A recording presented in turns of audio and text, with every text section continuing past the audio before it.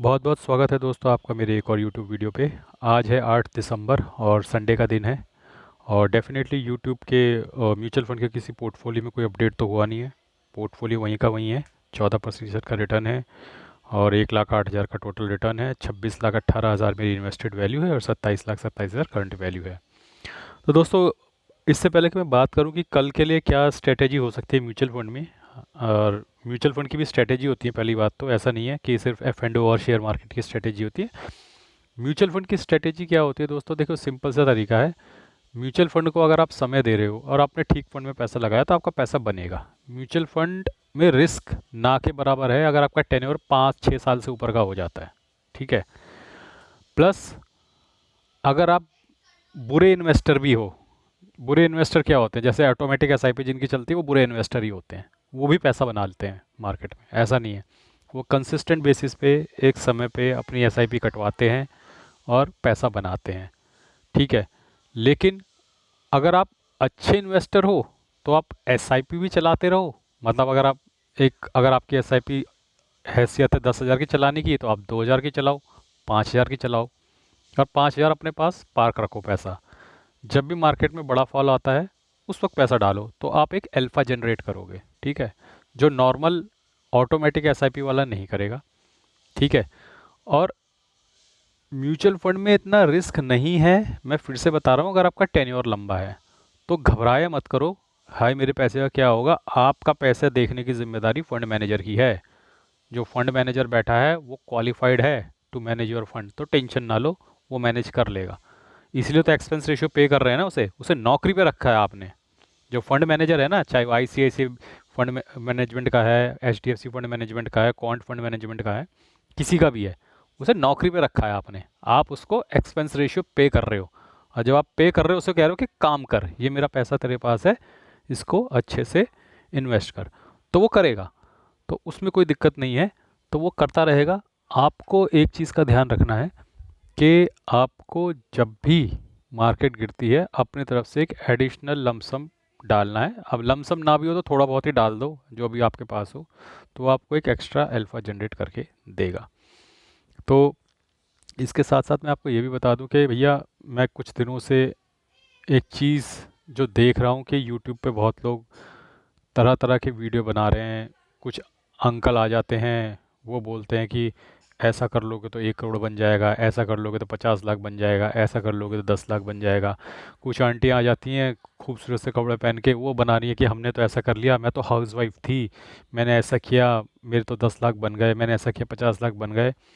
लेकिन तुम ना उन सारे यूट्यूबर्स के ना वीडियो पे जाके सिर्फ ये कमेंट कर दो कि ठीक है अपना पोर्टफोलियो दिखा दो, हमें आपका चेहरा नहीं देखना, हमें अपना पोर्टफोलियो दिखा दो। तुम्हारे कमेंट पे कोई रिप्लाई आएगा ही नहीं। ठीक है। अगर आ भी गया गलती से तो बोलेंगे हम अपना पोर्टफोलियो नहीं दिखाएंगे।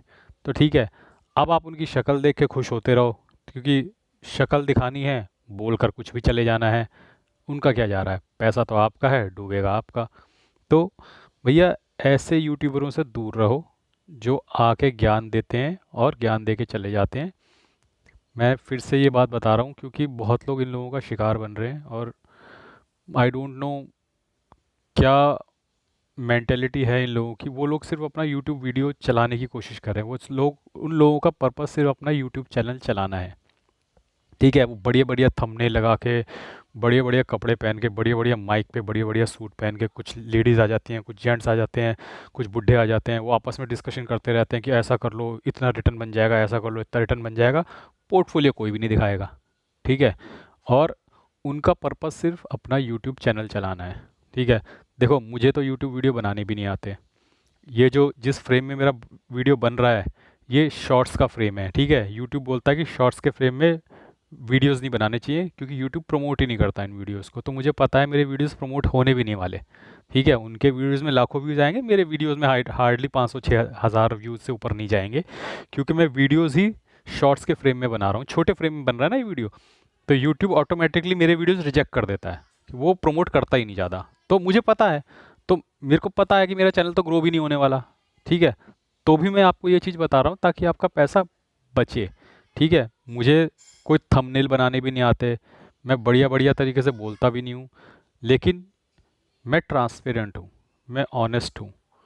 मैं अपने किसी भी वीडियो में ये नहीं बोलता हूँ कि आप मेरा चैनल सब्सक्राइब कर लो। पता है क्यों नहीं बोलता हूँ? उसकी एक वजह है कि मैं ट्रांसपेरेंट हूँ, मैं ऑनेस्ट हूँ। मैं आपको रोज़ अपना पोर्टफोलियो दिखा रहा हूँ। मैं थोड़ा थोड़ा पैसा बनाता रहूँगा और साल के आखिर में आपको दिखाऊंगा कि देखो मैंने इतना पैसा बना लिया। ठीक है।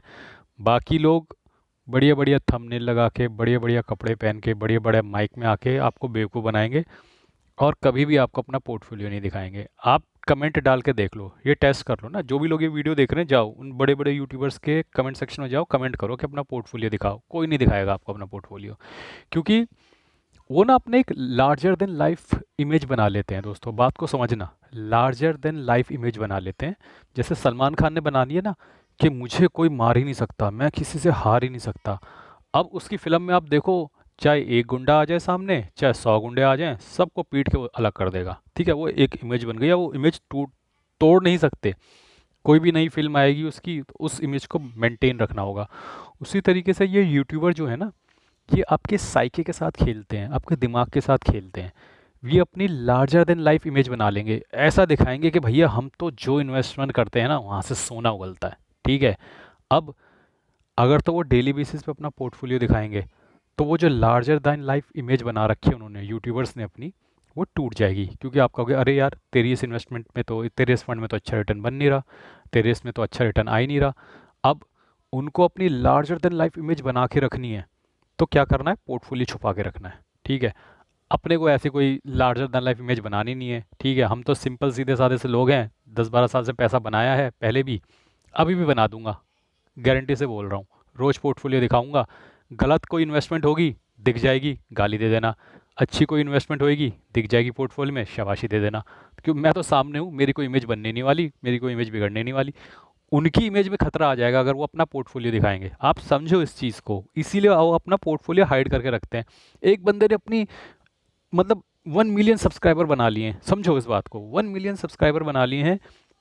अगर वो अपना पोर्टफोलियो डेली बेसिस पे दिखाएगा, मान लो उसने कोई फंड खरीद लिया जो रिटर्न ही नहीं दे रहा, साल में 5-6% रिटर्न दिया, उसकी इज्जत का क्या होगा? हो गया फलूदा, हो गया ना उसकी इज्जत का फलूदा। इसलिए वो अपना पोर्टफोलियो कभी नहीं दिखाएंगे। वो बस लार्जर देन लाइफ बातें करते रहेंगे, ये खरीद लेते ना 1 साल पहले, तो इस वक्त तक ना आपको 100% रिटर्न हो गया होता। ये खरीद लेते ना 2 साल पहले, अभी तक आप करोड़पति हो गए होते। खरीद ले भैया। ऐसा बोलना बहुत आसान होता है। देखो, जब चीज़ें हो जाती हैं ना, तब लोग हिस्ट्री जाके देखते हैं कि ओहो अगर मैंने यहाँ पे 10,000 लगा लिए होते तो 1 करोड़। अबे 10,000 के 1 करोड़ हो जाते, तू तू 12,000 में एग्जिट कर गया होता, तू 15,000 में एग्जिट कर गया होता। ठीक है। तो ये बातें करना बहुत आसान होता है, इसलिए दोस्तों अपने पैसे को बचाओ। मैं फिर भी बोल रहा हूँ, ऐसे यूट्यूबर से दूर रहो। और ऑनेस्टी जांचनी है तो उनको बोला भैया अपना पोर्टफोलियो दिखा, तुम्हें कोई दिखाने नहीं वाला यार, मुझे पता है। उनकी लार्जर देन लाइफ जो इमेज बनी हुई है, बड़े बड़े यूट्यूबर्स, बड़े बड़े रिसर्च एनालिस्ट बन के वो घूम रहे हैं, वो आपको नहीं दिखाने वाले।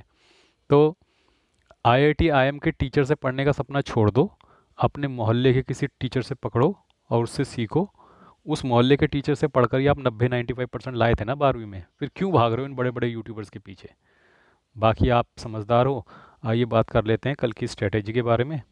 तो म्यूचुअल फंड की तो सिंपल सी स्ट्रैटेजी है दोस्तों, मैं जो बता चुका हूँ कि आपको 25,000 के आसपास इन्वेस्टमेंट नहीं करनी है। ऑटोमेटिक एसआईपी हो तो भैया आप चले जाओ, ये वीडियोस आपके लिए नहीं है। ऑटोमेटिक एसआईपी तो उनका तो कटता रहता है अब महीने के महीने, और बुरा नहीं है। अब वो भी सही तरीका है, जिनको पास समय नहीं है वो उनको ऑटोमेटिक एसआईपी लगा लेनी चाहिए। लेकिन अगर आप ऑटोमेटिक एसआईपी नहीं करते हो, मैनुअल एसआईपी करते हो, या फिर ऑटोमेटिक एसआईपी के साथ साथ मैनुअल एसआईपी भी करते हो, तो भैया 25,000 के आसपास कोई एडिशनल लमसम मत करना। ठीक है। मुझे ऐसा लगता है कि 25,000, 25,200 के बाद एक रिट्रेचमेंट आएगा, वापस गिरेगी मार्केट, और 24,000 तक या थोड़ा सा उससे नीचे, या 24,200 तक या 24,000 तक आएगी। अगर वो 24,000 के आसपास आता है, निफ्टी की मैं बात कर रहा हूँ, आपको वहाँ पे लमसम डालना है थोड़ा। ठीक है, वहाँ पे लमसम डालना, अभी लमसम मत डालना। अगर आपकी ऑटोमेटिक चल रही है चलने दो, उसमें कोई दिक्कत नहीं, उसको मत छेड़ना। लेकिन अगर आपको अपनी तरफ से मैनुअल डालना है तो अब सही समय नहीं है, क्योंकि मार्केट 25,000 के पास जा रही है, जो एक सही समय नहीं है डालने का। और शेयर्स का जो है, शेयर्स में भी आपको 25,000 के आसपास नहीं खरीदना है, नीचे थोड़ा जाता है तो वहाँ पे खरीदना। शेयर पिकिंग वैसे बहुत मुश्किल होता है, मैं शेयर पिकिंग के मैं एक्सपर्ट भी नहीं हूँ, तो उसकी एक्सपर्ट की राय आप किसी से भी ले सकते हैं, लेकिन मोटा मोटा मैं बोल सकता हूँ मार्केट लेवल पे अगर मार्केट 24,000 के पास पास जाती है तो वो भी एक अच्छा लेवल होगा शेयर्स खरीदने का भी। आपको स्विंग मिल जाएगा 24 से 25,000 तक का। आप थोड़ा एक आध महीना होल्ड करोगे तो आपको दोबारा गेन बन जाएगा। तो ये मेरा व्यू है कल के लिए। बाकी आप लोग समझदार हैं, कृपया अपना पैसा संभाल कर रखें। जो मार्केट में बेवकूफ़ बना रहे हैं उन लोगों के पीछे ना भागें। आज के लिए बस इतना ही। धन्यवाद। Good bye.